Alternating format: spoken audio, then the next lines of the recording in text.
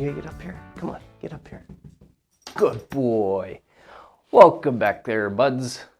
Bucko, you're supposed to face the camera, but I guess that's okay. That is Bucko, my assistant. We are going to show you how to sand today. These are techniques that I have developed over the years just from working at different refinishing shops and things like that. And just by trial and error on my own part, just, kind of developed these techniques, and they're not far from, I didn't reinvent the wheel, so don't think this is anything special. Just going to show you how I would sand. This is a table that I've been working on. This is the stripped. It was stripped a few days ago. And this is about how I like to get it to. There's a little bit of finish here and there, but it's pretty stripped down to the wood. And then I wash it with mineral spirits because this was finished with polyurethane prior. And then this one here is sanded just with the machine sander. But let's get in. We'll take a closer look at all these.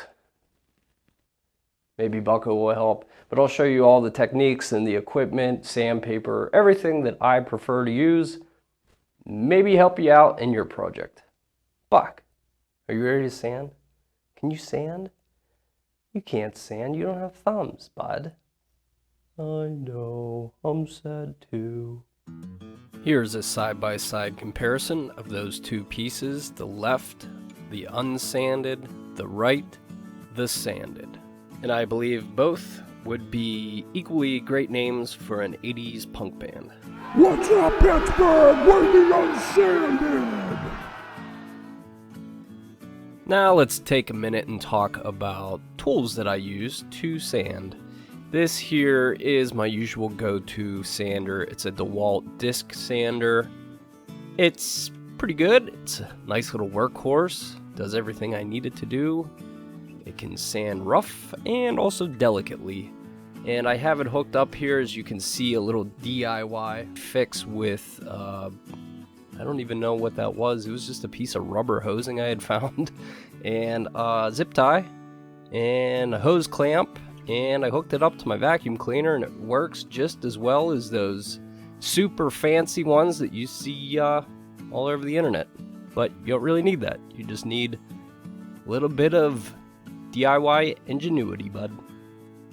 Up next is the prior sander's bigger, older, more experienced brother with adjustable speeds, and it handles a little bit better.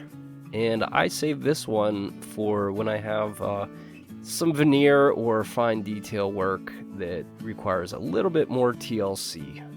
This bad boy was given to me by a guy that knows a guy, aka my dad. So, thanks to his hookup there with a bud at DeWalt, and thanks to him and DeWalt for making amazing tools and equipment, always and forever. Amen. Here we have a sander that I've had in the toolbox for quite a few years. I purchased it on a very good sale at a store that was called Sears and Roebuck and Company, if you can remember that store that used to exist. And it's just your quarter sheet palm sander, and it does the trick once in a while if you need that. Typically I might use this if I was wet sanding or something like that, but I don't really like to use these because you can get a lot of those little pigtails in the wood that you'll see when you go to do your finish, because if any type of little finish or anything gets stuck in that sandpaper, it just causes havoc. So I tend to avoid these. Last but not least, I use this RZ mask and some earplugs, because there's nothing worse than laying in bed at night and hearing the sound of the ocean when you're not at the ocean. So you want to avoid tinnitus, or whatever that's called. So always wear some earplugs, and you don't want to suck dust, so get yourself a nice little dust mask there that can maybe save you a year of your life or something. The sandpaper I will use on the disc sander first will be the 100 grit, followed by the 150. I just want to knock any finish that's left over there and then follow off, smooth it down with the 150. I'll typically start a tabletop around the edges, and you must be very careful around the edges. Not on this piece, but typically there will be a veneer, and they're about the thickness of maybe 4 or 5 bucko hairs, so you can cut through that very easily, and then you're in trouble, and you don't want to do that. So like what I said with this piece, it is solid wood, so I'm not as worried. I can sand about as much as I want without breaking through. Once I get around the edges pretty good, I just go back and forth, side to side. I let the sander do the work. I just hold on to it, not really applying much pressure. That is that 100 grit, so it's going to do the work for you. And after that, I just apply the 150 for a final smoothing before hand sanding.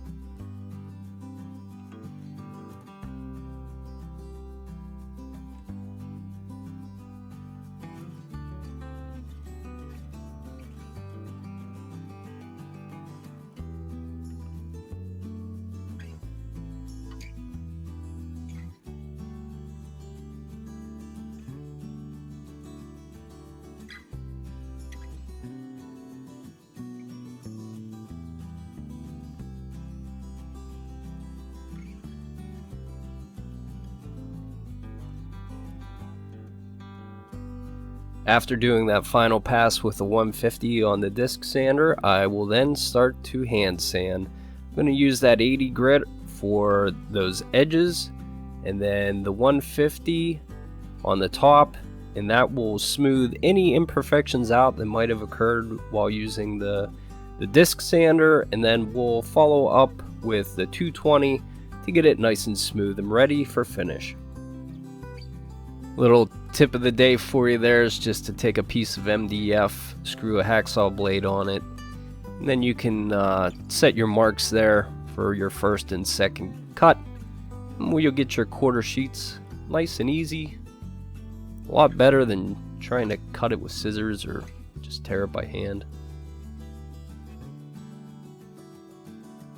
And here's a nice old-timer trick to save a penny on that expensive sandpaper. It's one of my pet peeves when I see people just tearing off little pieces or something and just mashing it up to I don't know, I like to fold my sandpaper nice and neat. As you could see, when you fold it into thirds, you know, you get yourself a nice sanding area. Then you have one more, you know, piece inside of there. You could sand it, use all those sides, and you could use that edge there to get into crevices.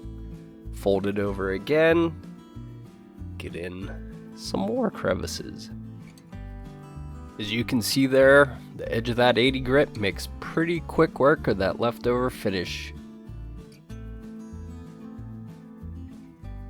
Followed up by 150, and then 220. Really want to make sure you get that end grain, all the scratches out.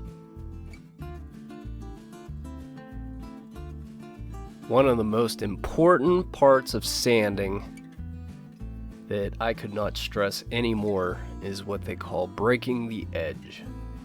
That is just simply taking the sandpaper around all the edges, making sure that they are nice and smooth. You know, oak gets a lot of splinters, so you just want to cut all that roughness down.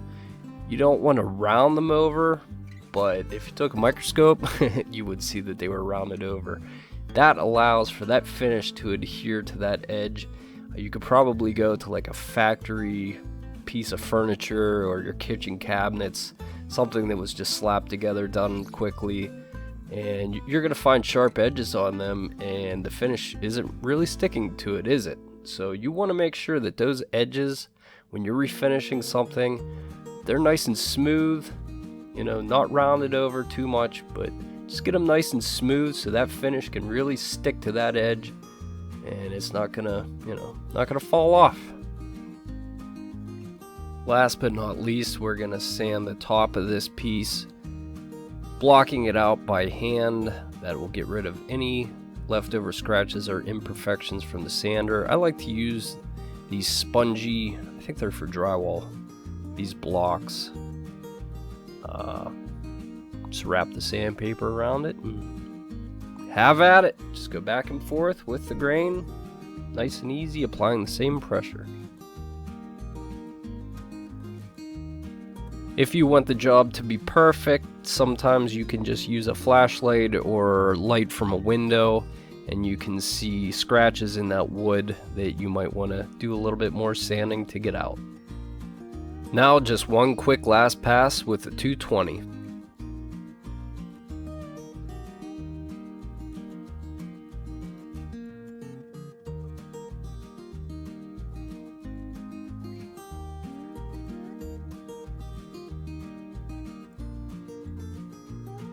One last thing I do typically after sanding, especially if it's on a piece of furniture, I know for a fact somebody has definitely used Pledge on this before. The silicones in certain cleaning products, they create a lot of issues when you go to apply that finish. You get a lot of separation or what they call fisheye, and that is just that silicone sitting in that wood that hasn't come out from the stripping or sanding process. So one last precaution you can use is naphtha with several rags. Keep wiping it clean, trying to get that silicone out best you can so that finish will all adhere and look great and you won't have any issues. Fingers crossed.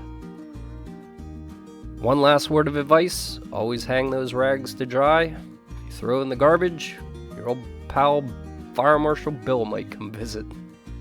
Well, buds, that's how we sand. My employee of the month here has gone over it with a fine-tooth paw, and he has verified that it is indeed ready for finish. If you want to see this tabletop, the before and after photos, head over to my Facebook page. I'll provide a link in that description. As always, if you like what you see, give me a like and a share and a comment. Let me know if you have any questions and I'll try to get back to you. Thanks for watching. Stay safe. And if I could wake him up, he would tell you, see you next time, bud. You know, bucko, if you keep up this poor work performance, you're gonna get a pay cut. You want a pay cut? You can't afford less treats. So you better wake up.